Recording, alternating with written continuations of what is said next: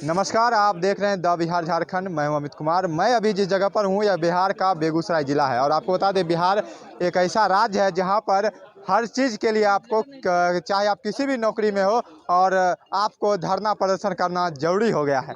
हम जिस जगह पर हैं ये देख सकते होंगे, एक बार ये बैनर को दिखवा दीजिए। ये बिहार विशेष सर्वेक्षण संविदा कर्मी संघ जिला शाखा बेगूसराय बिहार राज्य भू माप एवं बंदोबस्त चकबंदी कर्मचारी संघ के संबंध में 12 सूत्री मांगों की पूर्ति हेतु अनिश्चितकालीन धरना प्रदर्शन किया गया है।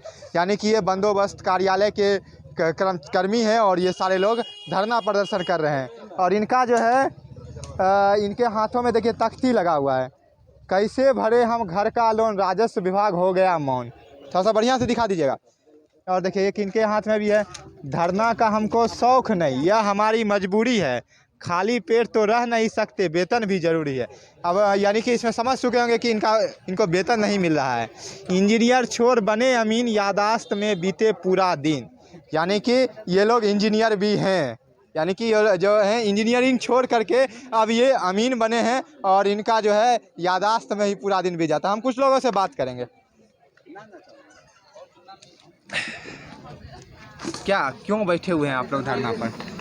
हम लोग जो है बिहार विशेष सर्वेक्षण कर्मी संघ जो पटना के आह्वान पर आज दिनांक 1 जून से अनिश्चितकालीन धरना पर बैठे हुए हैं 12 सूत्री मांगों को पूरा करवाने के लिए। वैसे तो हम लोग संविदा पे नियुक्त हैं, पिछले 2 साल से मोटा मोटी हो चुका हम लोगों को 2 साल, लेकिन अभी तक जो अनुमान सेवाएं हैं, सुविधाएं हैं, वो हम लोगों को नसीब नहीं हो रहा है। यहाँ तक कि कुछ ज़िलों में, बेगूसराय में तो 3 महीने से लंबित है वेतन, कुछ ज़िलों में 6-6 महीने से लंबित है। एक तो संविदा पे नियुक्त हैं और वेतन समय पे नहीं मिले तो समझ सकते हैं घर की क्या स्थिति होगी। दूसरा जो हम लोगों का नियुक्ति हुआ है, वो जो अशोक चौधरी की कमेटी की रिपोर्ट जो हुई थी उसमें एक लेटर आया था 12,534 संकल्प संख्या। उसमें संविदा कर्मी के संबंध में जो है अनुमान सेवाएं थी, पूरा डिटेल रिपोर्ट था। उसको जो था कैबिनेट से पास किया गया था कि इसको जो है संविदा कर्मी पे लागू किया जाए तत्काल, लेकिन ना अभी तक लागू किया गया है और ना ही हम लोगों को उससे कोई फ़ायदा मिल रहा है। यहाँ तक कि उसमें तोड़ मरोड़ कर निदेशालय स्तर से कुछ चीज़ जो है जो सुविधाएं जिला स्तर पे मिलनी चाहिए वो निदेशालय स्तर पे रख लिया गया है। मतलब एक तो रिपोर्ट आई है उसको भी अनुपालन नहीं किया जा रहा है, तोड़ मरोड़ कर उसमें भी कुछ सुविधाएं दी जा रही हैं। तो कुल मिलाकर इस आज़ाद हिंदुस्तान में हम लोग शोषण के शिकार हो रहे हैं। आप लोगों का काम क्या रहता है? हम लोगों का विशेष सर्वेक्षण जो है, पुराना जो सर्वे चला है, कैडेस्ट्रल सर्वे चला है, उसके बाद रिविजनल सर्वे हुआ कुछ ज़िलों में। बेगूसराय में कैडेस्ट्रल सर्वे चला है, उसके बाद आज जो हो रहा है वो स्पेशल सर्वे हो जाए, विशेष सर्वेक्षण।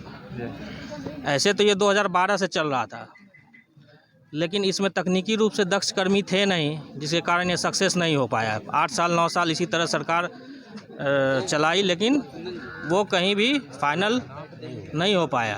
तब 2019 में जो है इंजीनियर की नियुक्ति की गई इस काम को करने के लिए।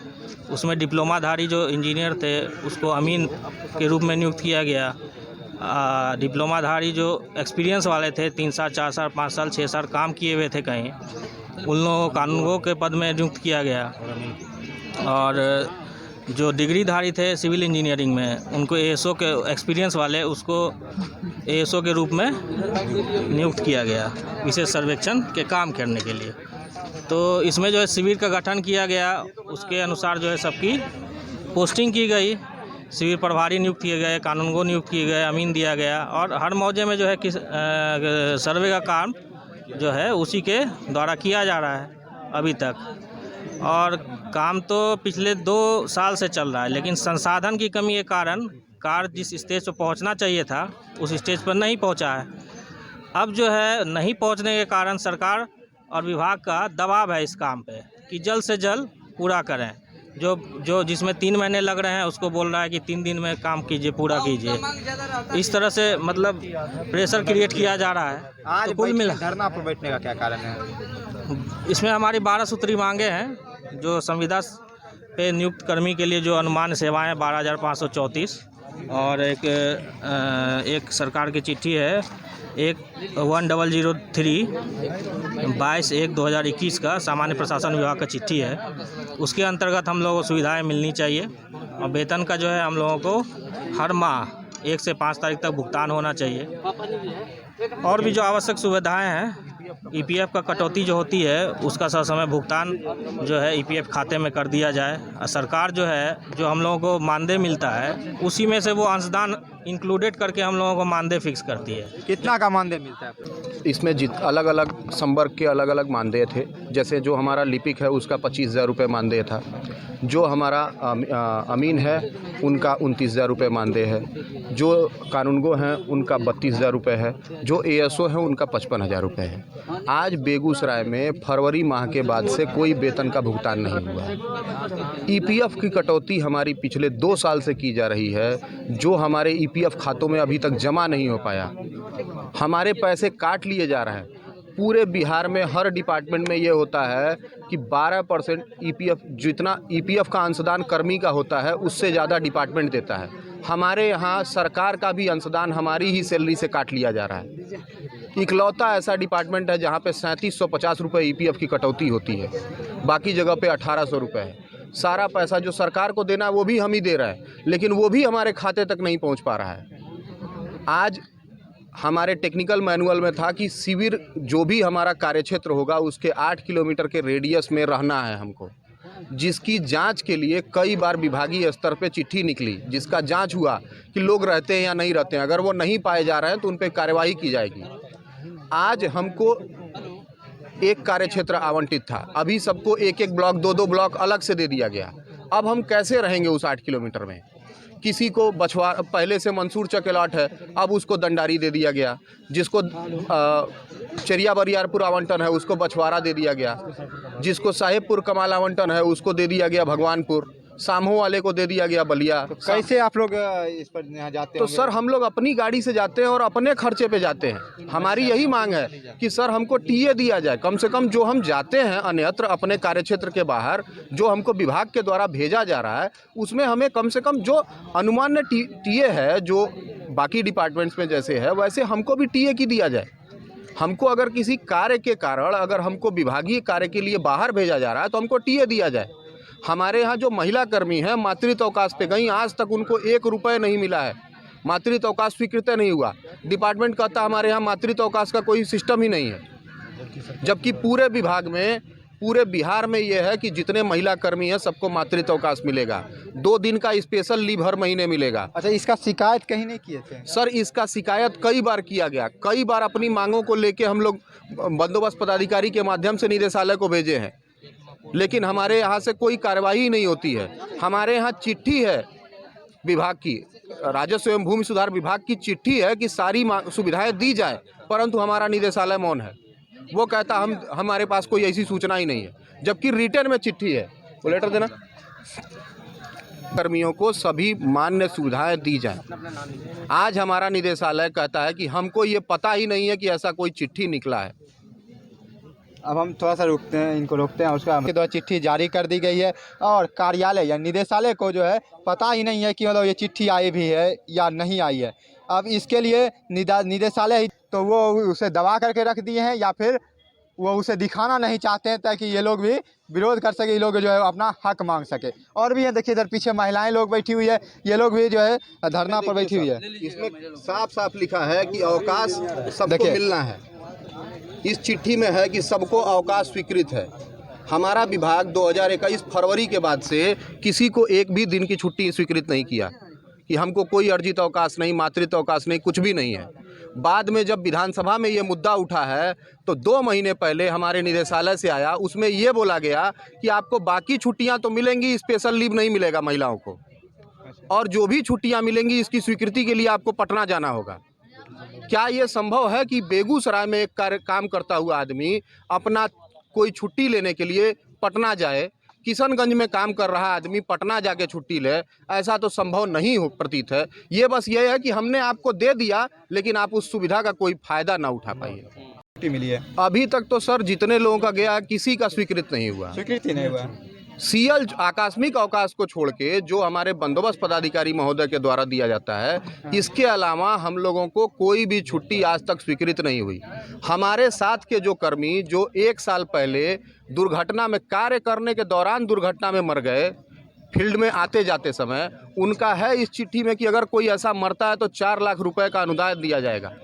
1 साल से ऊपर हो गया उस आदमी को मरे, उसके परिवार को आज तक 1 रुपये नहीं दिया गया विभाग की तरफ से। विभाग कहता है हमारे पास कोई फंड ही नहीं है। अपने वादे से पूरी तरह वो मुकर रहे हैं। अच्छा सर, हम काम करें आज इससे अच्छा तो हम लोग कहीं प्राइवेट नौकरी दिहाड़ी मजदूरी कर लेंगे तो रोज का रहता है ना कि हम काम करेंगे तो पैसा मिलेगा।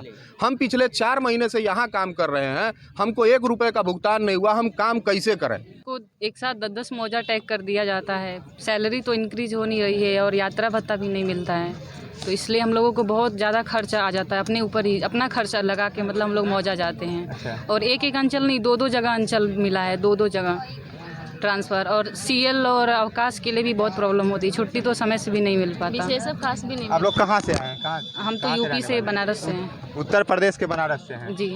और वहाँ से आप बेगूसराय में नौकरी जॉब करने आए हैं। क्या है, इंजीनियर थे पहले? हाँ नहीं, पहले तो हम लोग इसी में आए थे, ये डिप्लोमा किए थे। अच्छा, फर्स्ट डिप्लोमा। जॉब है।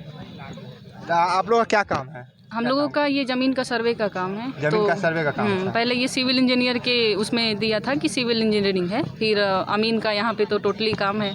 सैलरी भी दिन प्रतिदिन मतलब जैसे कि समझिए कि मौजा इतना टैग हो जाता है कि सैलरी कुछ पता ही नहीं चलता है। काम का प्रेशर इतना है, आए दिन धमकी मतलब जॉब से निकालने का धमकी दिया जाता है। अंचल तो स्पष्टीकरण भी तुरंत निकाल दिया जाता है अगर कोई भी प्रॉब्लम आती है। समस्या को काम में चाहे जितनी परेशानी हो, कोई सुनने वाला नहीं है। अभी झेलना पड़ता है सारा समस्या। अभी कितने दिन तक आप लोग धरना पर बैठेंगे? अभी आज तो पहला दिन है, जब तक हम लोग की मांगे पूरी नहीं हो जाती तब तक हम लोग बैठेंगे यहाँ पे। देखिए और भी पीछे सर, एक जो है दूसरे मौजा से काफ़ी डिस्टेंस रहता है, अंचल भी मतलब अलग अलग दिया जाता है। और जैसे एक अंचल में भी हम प्रेजेंट टाइम पे काम कर रहे हैं, जो दूसरा अंचल में मौजा टैग किया जाता है वो 50 किलोमीटर डिस्टेंस है। तो अब अपना यात्रा भत्ता ही इतना ज़्यादा हो जाता है कि जितना सैलरी नहीं है उससे ज़्यादा अपना इनकम लगा के हम लोग को काम करना पड़ जा रहा है। और रोज़ रोज़ पेपर में धमकी भी दिया जाता है कि आप लोग ऐसे काम नहीं करेंगे जो है तो नौकरी से निकाल दिया जाएगा। इसमें कोई फ्यूचर ही नहीं दिखता है हम लोग का। मान लीजिए आज हम लोग काम कर रहे हैं ये चीज़, लेकिन आगे भी तो हम लोग का फ्यूचर इसमें कुछ दिखे तभी तो हम लोग उस काम को करेंगे। और पैसा भी उसके हिसाब से कोई बढ़ता हुआ नहीं अभी दिख रहा है। ईपीएफ भी 1 साल एसएसए जी, एसएसए अम्मी। हाँ, आप इसमें आपका क्या काम रहता होगा? सर्वे करना ही है, जमीन का सर्वे। हाँ, सारा काम जो होता है एसएसए के ही ऊपर आता है। तो आप लोग अभी कहाँ ड्यूटी पर हैं? अभी तो मंसूर चक में है। मंसूर चक में है। हाँ, और कहाँ ड्यूटी पर आए हैं? अभी तेघड़ा में भी दिया गया है। कैसे आज जाते होंगे? अब अपने साधन से जाते हैं, क्या काफ़ी उसमें यात्रा भत्ता लग जाता है। तो आपने कभी इसका शिकायत अपने कार्यालय में किया, लेकिन सुनने वाला कोई नहीं है। हम लोग बोल के भी क्या ही करेंगे, उसके ऊपर कोई सुनवाई नहीं किया जाता है। एक दिन में 300-400 रुपया लग जाता है सिर्फ आने जाने में। मौजा और मतलब शिविर का डिस्टेंस भी काफ़ी ज़्यादा है। आप लोग अभी धरना बैठे हैं, आपकी मांग पूरी नहीं हुई तो आगे क्या रहेगा आपका? हम लोग का जब तक मांग नहीं पूरा होगा तब तक हम लोग ऐसे ही बैठे रहेंगे, कुछ भी काम नहीं करेंगे। कुछ काम का एकदम पूरा नहीं, कोई काम नहीं करेंगे, ऐसे ही बैठे रहेंगे। क्या नाम है?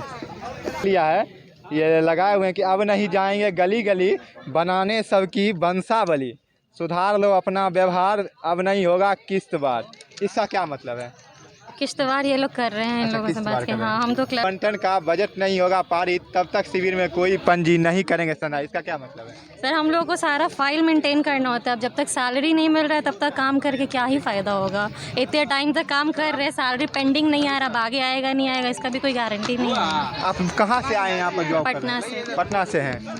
आप लोग सैलरी नहीं मिल रहा है? अच्छा, आपने कभी इस चीज़ का शिकायत नहीं किया है कार्यालय में अपने अधिकारी? शिकायत तो हुआ है, इसी वजह से तो अभी यहाँ बैठे हैं। अच्छा, नहीं सुना जा रहा है ना। नहीं सुना जा, इससे धरना बैठे हुए। हाँ, टाइमली सैलरी नहीं आती है। टाइमली सैलरी नहीं आती। बेसिक नीड्स भी हमारे शिविर में जो है, जैसे कि पानी की व्यवस्था और प्यून, ये सब साफ सफाई कर्मी भी कुछ उपलब्ध नहीं है। बेसिकली है कि जब आप शिकायत की सुविधा हमें नहीं दी गई ये है। फीमेल एम्प्लॉइज है, यहाँ पे वॉशरूम भी नहीं है, तो आखिर कहाँ जाएंगे ये लोग? 10 जब से आप 5 शिकायत होता किए है। हैं तो शिकायत करने पर क्या किस पर रिस्पॉन्स? कुछ रिस्पॉन्स क्या नहीं कहते थे है, वो? कुछ रिस्पॉन्स ही नहीं कर रहे हैं। कोई रिस्पॉन्स नहीं? कुछ नहीं। 2 साल से हम लोग काम कर रहे हैं, अब 2 साल होने को है, लेकिन अभी तक कुछ सुविधा नहीं दिया गया है। हार मान के तो हम लोग यहाँ आज धरना पे बैठने आए हैं।